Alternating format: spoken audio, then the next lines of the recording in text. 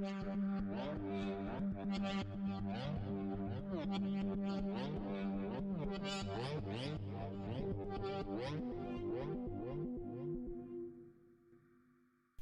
my imagination anyway, haunted places are supposed to be dark and gloomy with an atmosphere that immediately has your hackles up and says haunted to your subconscious.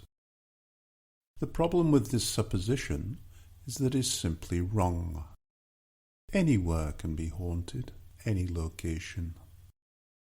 As we will see, the prettiest of places, the most innocent of places, and the most unexpected places can be filled with supernatural forces and pure demonic malevolence. Whenever I move to a new house, which isn't often, I cannot relax. I feel their presence and I see their shadows. It takes me time, along with some cleansing rituals, to clear the space and make it mine. You see, I grew up in an ordinary house, on an ordinary street, and yet I was plagued for years with poltergeist, ghosts, and supernatural activity. It's where my interest in all things supernatural got started. Anywhere and anything can be haunted, and many people from all walks of life experience strange things in surprising locations. To give you an example of how anywhere can be haunted, I visited a castle outside of Prague a few years ago.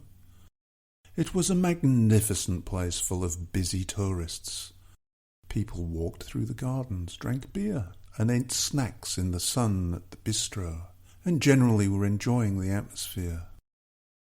Now the castle had an attached church, and by the church a graveyard.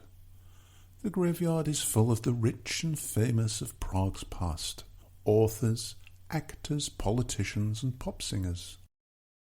People strolled through that graveyard, examining the headstones and even photographing certain tombs.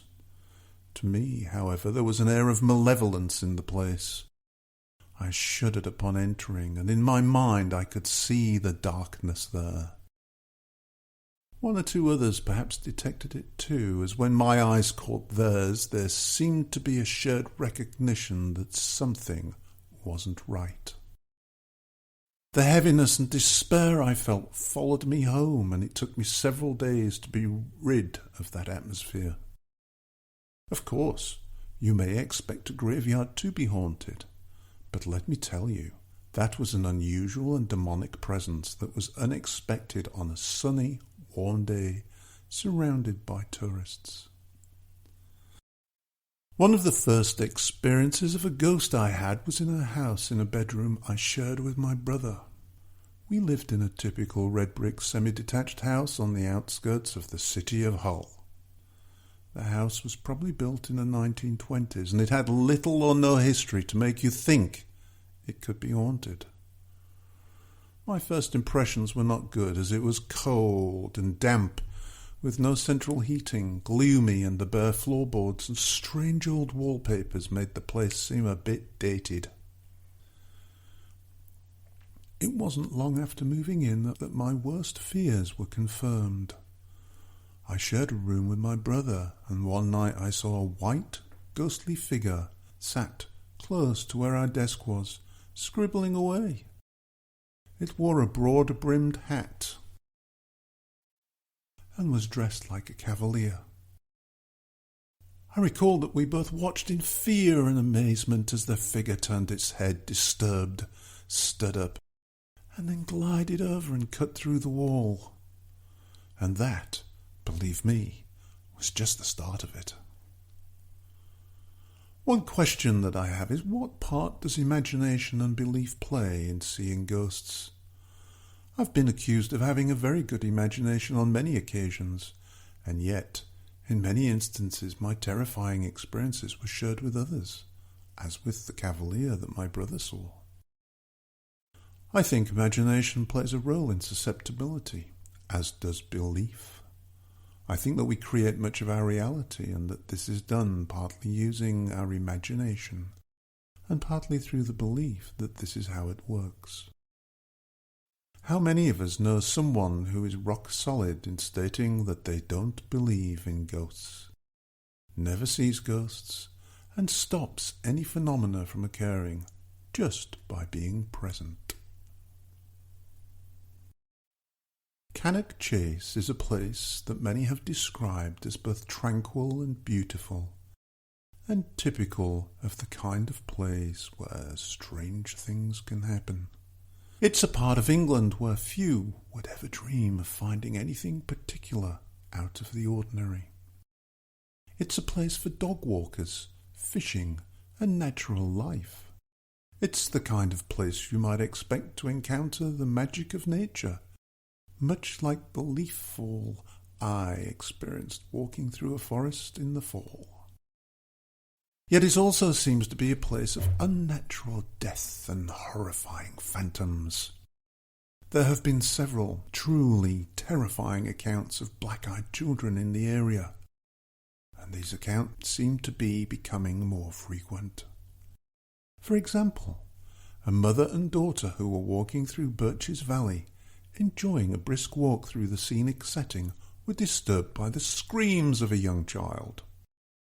By all accounts, they couldn't tell if it was a boy or a girl, but the child seemed to be in distress and sounded extremely close to them. The two of them turned and ran towards the source of the scream. However, they couldn't find the child anywhere and stopped to catch their breath. It was then, when the mother turned around, that she saw a girl standing behind her in the trees. The girl was no more than 9 or 10 years old, and held her hands over her eyes. Curious and concerned, the mother asked her how she was, as it seemed natural that she had been the one who had been screaming. The girl slowly dropped her hands and placed them by her side. The mother watched in horror as the girl opened her eyes, and she saw that her eyes were completely black. No iris, no white, just complete black. The mother jumped back and grabbed her daughter. The girl disappeared in a second, but the mother said that she was chased by strange feelings all day. An earlier and similar account came from a married couple that was walking their dog. As they walked through the dense woodland, they heard the sounds of giggling. A child, by all accounts, no taller than 3 feet in height, appeared out of nowhere. The couple stood watching her and eventually noticed that the girl had completely black eyes. Her head was also tilted to one side as though she'd been hung. The couple watched as the girl stared at them for a few minutes before running away into a dense area of the forest. The interesting thing about the Cannock-Chase sightings is that many of these accounts happened during broad daylight. However, one famous encounter occurred at night. A team of ghost hunters who'd spent 6 hours exploring the forest, searching for the black-eyed child, were rewarded with a short video in which a small white figure seems to pass by in the periphery of the video. The ghost hunters stated that the figure looks like a small child dressed in white, and that you can see its legs moving as it walked. Even more interesting, this creepy footage, which can be found online, seems to hold its own source of light. Another psychic who searched for the child claimed to have photographed it in the woods praying. She believes the black eyes are for effect and to gain attention. She believes the child is lost on the other side and seeking help in finding the light. For those who dare to walk through the forests and overgrowth of the Chase, be sure not to travel alone. In fact, any forest or lonely place in a beautiful setting can gain a chilling atmosphere, sometimes caused by past events. My name is G. Michael Vasey. You're listening to Your Haunted Life 2 podcast, which is based on the content of my best-selling supernatural true tales books and stories submitted to my website, myhauntedlife2.com.